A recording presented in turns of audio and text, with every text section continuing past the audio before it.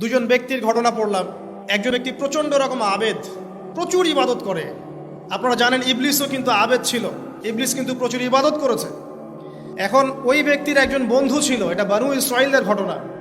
তো সেই বন্ধু পাপী ছিল, বিভিন্ন কবিরা গুনাহ করত। আর এই আবেদ ব্যক্তি বারবার তাকে নসিহত করত, গুনাহ ছেড়ে দাও, তুমি পাপ করছো, গুনাহ ছেড়ে দাও। তখন সেই ব্যক্তি যে পাপ করছে সে বলতো যে আল্লাহ কি তোমাকে আমার রক্ষক বানিয়েছেন? আল্লাহ কি তোমাকে আমার উপর দারোগা বানিয়েছেন? আমাকে আল্লাহর হাতে ছেড়ে দাও, আমাকে নসিহত করতে শোনা। একদিন এই আবেদ ব্যক্তি তার বন্ধুকে একটা জঘন্য পাপ করতে দেখলো, এমন একটা পাপ যেটা দেখে তার মনে ধারণা আসলো এটা চরম জঘন্য একটা কাজ। তখন সে মুখ ফসকে বলে ফেললো যে আল্লাহ তোকে আর মাফ করবে না, আল্লাহ তোকে জান্নাত দিবে না। আল্লাহ রাব্বুল আলামিন মালাকুল মউতকে এই দুজনের কাছে পাঠালেন, দুজনের রূহকে কবজ করা হলো। এবার আল্লাহ পাক তার সামনে তাদেরকে উপস্থাপন করে বললেন যে তোমাকে আমার রহমত সম্পর্কে কে গ্যারান্টি দিয়েছে যে আমি কাউকে রহমত করব কি করব না? যাও, আমি তোমাকে জাহান্নামে পাঠালাম, ওই ব্যক্তি যে আমার রহমত প্রত্যাশা করেছে আমি তাকে জান্নাত দিয়ে দিলাম। দেখুন, এই হাদিসটা শুনলে মনে হয় বাহ্যিক হয়তো বা মুখের একটা কথার কারণেই সে জাহান্নামে চলে গেল। আসলে বিষয়টা এমন নয়। বিষয়টা আমি আপনাকে বোঝাচ্ছি। বিষয়টা হচ্ছে ইবলিসের মতো। ইবলিস কিন্তু শুধু মন থেকেই বলেনি যে খলাকতানি মিন নার ওয়া খলাকতাহু মিন তিন, আমি কেন তাকে সেজদা করব আদমকে? আদম তো মাটির তৈরি আর আমি তো আগুনের তৈরি।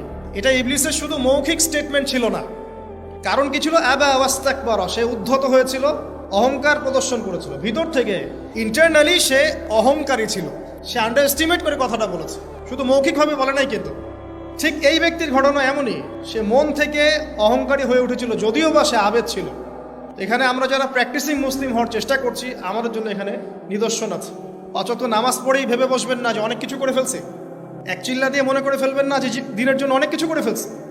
একটা হজ করেছেন, ওমরা করেছেন, সিয়াম রেখেছেন, দিনের জন্য দান সদকা করেছেন, একটা মাদ্রাসা মসজিদ করেছেন, ভেবে বসবেন না আপনি সব অনেক কিছু করে ফেলেছেন এবং অন্যরা সব ককরোচ তেলাপোকা, ওরা জাহান্নামে যাবে, এমনটা মনে করবেন। জানি না আমরা যে কার আমলের কতটুকু আল্লাহর কাছে কবুল হচ্ছে। তো এখানে এই ব্যক্তির সমস্যা ছিল এই, সে নিজের আমলটাকে অনেক ভারী মনে করছিল এবং সে স্টেটমেন্ট দিয়ে ফেললো যে তোকে আল্লাহ পাক মাফ করবে না। এই একটা কথা মন থেকে বলার কারণে তার ইহকাল পরকাল দুটা বরবাদ হয়ে গেল, সে জাহান্নামে চলে গেল। ঠিক আরেক ব্যক্তির ঘটনা আছে এমন, এগুলো সবগুলো রেফারেন্স আছে।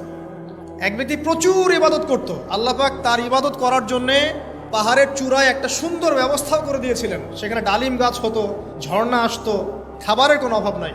হাদিস এসেছে 500 বছর সে ইবাদত করেছে। কত বছর? কিয়ামতের মাঠে এই ব্যক্তির অবস্থা এমন হবে, তাকে জান্নাতে প্রবেশ করানোর জন্য নিয়ে যেতে বলা হবে যাও আমার রহমতে জান্নাতে চলে যাও। আল্লাহ পাক তাকে এই কথাটা বলবেন, কিন্তু এই ব্যক্তি বলবে আমার আমলের কারণে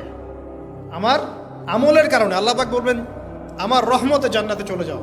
ব্যক্তি বলবে আমার আমলের কারণে। আল্লাহ রাব্বুল আলামিন তখন তাকে দেওয়া সমস্ত নেয়ামতগুলোকে এক পাল্লায় করবেন আর তার সমস্ত আমলকে আরেক পাল্লায় করবেন।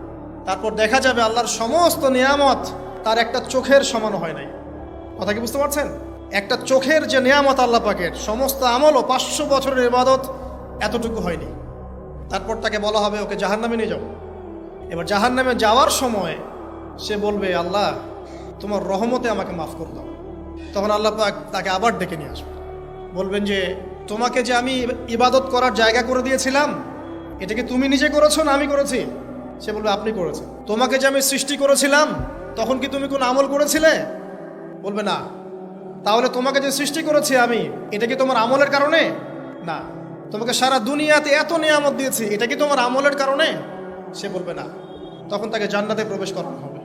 কিয়ামতের মাঠে এমন অনেক ঘটনা ঘটবে যেটা আমাদের চিন্তার বাইরে।